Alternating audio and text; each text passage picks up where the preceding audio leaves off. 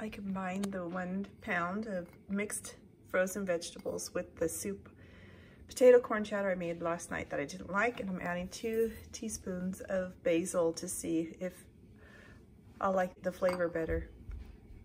Silly me, I know what this soup is missing. It's missing bay leaves.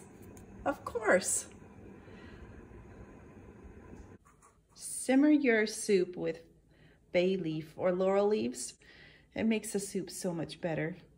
1 pound of zucchini, half a cup of water, and some of the 21 organic no salt spice. I am trying this on 0 today. We'll see. All right, so doing this on 0, it's a little less mushy and more like steamed. That means more chewing and not eating it as fast, at least for me.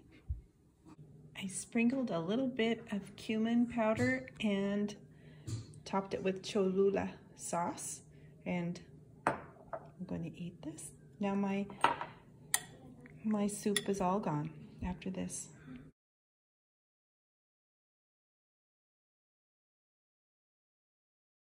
If you have any questions or comments, please leave them for me, and please like and subscribe. It really helps my channel out. Thank you so much.